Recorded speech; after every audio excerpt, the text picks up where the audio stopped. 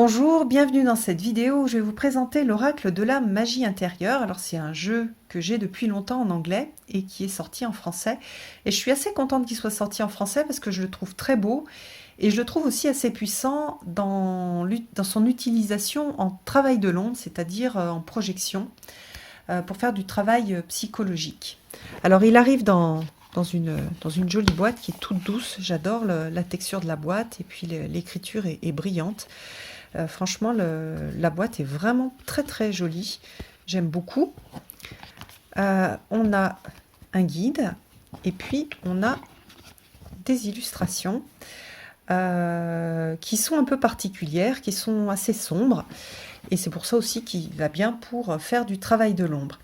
Alors, qu'est-ce qu'on a derrière? Chaque carte revêt un aspect magique puisqu'elle propose un rituel fondé sur la sagesse des sorcières dont vous pourrez bénéficier. Voilà, on n'est pas obligé bien sûr d'observer le rituel, mais voilà, il y a aussi une proposition de travail magique. Alors, il fait assez sorcier, mais il a comment dire, une présentation et une façon une présentation graphique et une façon d'exprimer les choses qui fait assez travail sorcier, mais qui est aussi très psychologique. Voilà. Et quand on parle de miroir de l'âme, alors le terme âme, ça m'a fait, ça me fait faire des cheveux blancs. J'ai pas mal pensé à ce que ça signifiait parce qu'en fait, en fonction des textes et des périodes où le texte a été écrit, le mot âme ne signifie pas la même chose. Ici, le mot âme est plus miroir de votre âme, c'est plus miroir de votre intérieur et plus travail des profondeurs et psychologique. Voilà. Alors, pour ceux qui l'ont déjà en anglais, on a là exactement la même... on a les mêmes présentations, c'est la même qualité de carte. Il a vraiment été fait, je pense, par le même... enfin, ou en tout cas, ça a été fait de la même façon par le fabricant. Et donc voilà. Alors au niveau du livre, qu'est-ce qu'on a dans le livre? On a une petite présentation, vraiment pas très importante. Voilà. Donc une introduction, c'est une aide. Voilà, l'oracle de la magie intérieure constitue une aide pour avoir une vision des choses plus globales lorsqu'on arrive à voir que la partie émergée de l'iceberg et qu'on a besoin de prendre du recul. Donc voilà, l'idée c'est aussi que les cartes puissent permettre de prendre du recul. Voilà, il y a des éclairages. Comment est-ce qu'on utilise les cartes? Alors, le tirage unique, attendez, je vais vous montrer un peu plus près. Donc, pratique quotidienne ou hebdomadaire pour la guérison et l'équilibre. Donc ça permet de faire du journaling, d'écrire. Et je trouve que les cartes s'y prêtent bien parce que à chaque fois que moi je tire une carte, il y a quelque chose qui se passe au niveau émotionnel. J'aime, j'aime pas, je me sens bien ou je me sens pas bien, elle m'énerve, je me sens agressée. Donc il y a beaucoup d'émotions qui peuvent être, et qui sont à explorer à travers ces cartes. Après, tirage de cartes. On a un tirage de 3 cartes avec passé, présent, futur. Tirage 9 cartes avec plus de détails. Et puis je crois que c'est tout. Voilà. Alors ensuite, au niveau de la description des cartes, on a un petit texte qui est le texte qu'on a sur les cartes. Et puis, une description de la carte avec la signification de cette description. Et puis, un conseil et un texte.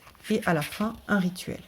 Alors les rituels sont assez simples. Donc par exemple ici, à la nouvelle lune, écrivez sur un papier 3 souvenirs que vous chérissez et qui célèbrent votre vie unique. Pliez ce papier 3 fois, plantez-le sous un bel arbre robuste. Et chaque jour, jusqu'à la pleine lune, tracez votre nom dans la terre au pied de l'arbre. Sa force vitale fera grandir votre avenir unique en un monde de possibilités nourri par l'énergie de vos meilleures expériences. Voilà pour le type de rituel. On a ça pour toutes les cartes. Vous voyez que le texte est plus ou moins long en fonction des cartes. Et on a à chaque fois donc des rituels qui sont très sympas et qui sont faciles à faire. Voilà pour le livre. On a une photo de l'autrice et de l'illustratrice. Alors, je le trouve super bien conçu. L'auteur a fait un joli travail et puis elle a su bien choisir, je trouve, son illustratrice. Donc, à chaque fois, on a un titre, alors qui est un petit peu, comment dire, qui n'est pas forcément compréhensible tout de suite, comme la Vertigo, mais quand on lit le petit texte ou les mots-clés qu'il y a dessous, on comprend. Donc là, qu'importe votre choix, ce sera le bon. La sorcière, la magie que vous recherchez se trouve en vous, laissez-la déferler. Donc les illustrations sont, comme je l'ai dit tout à l'heure, assez... elles brassent quelque chose en fait. Donc il y a des gens qui vont adorer, il y a des gens qui vont pas aimer, qui vont pas se sentir bien.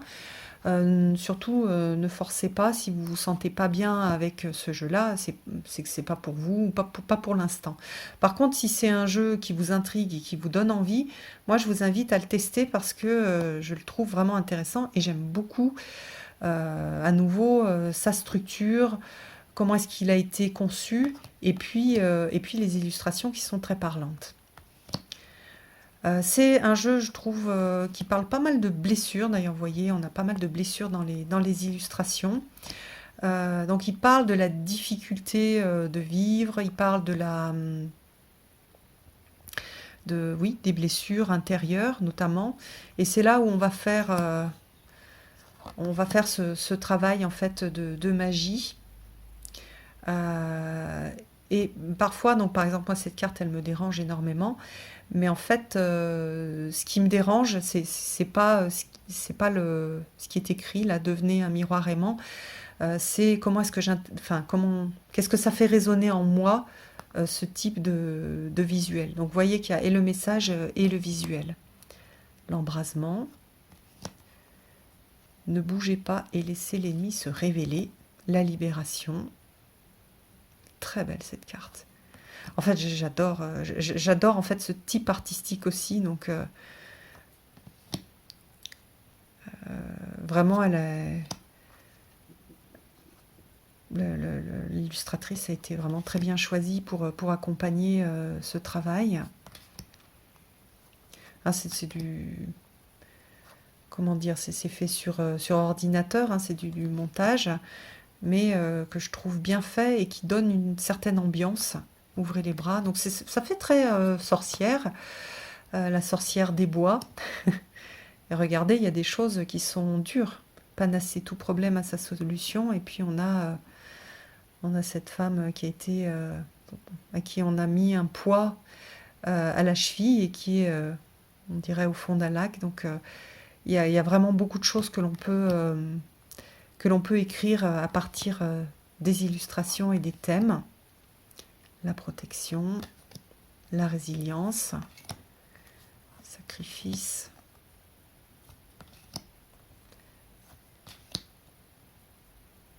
Seul mais pas esselé.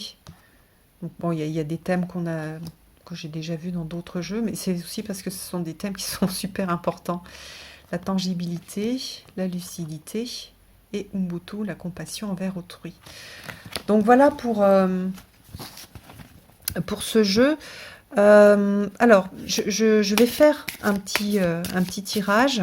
Par contre, je vais rien vous lire et vous allez vous laisser porter par le texte, enfin le nom de la carte et l'illustration et voir, par exemple, faire un test de journaling. Vous écrivez tout ce qui vous vient en tête à partir de la carte et de l'illustration. Ce sera votre shadow work, votre travail de l'ombre du moment. Hop.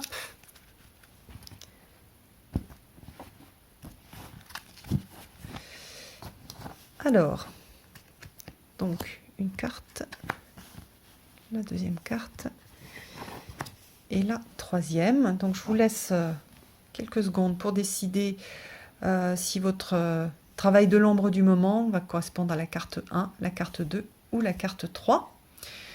Qu'est-ce que je vais... moi, je vais prendre la carte 3. Alors, pour ceux qui ont choisi la carte 1, c'est la résilience.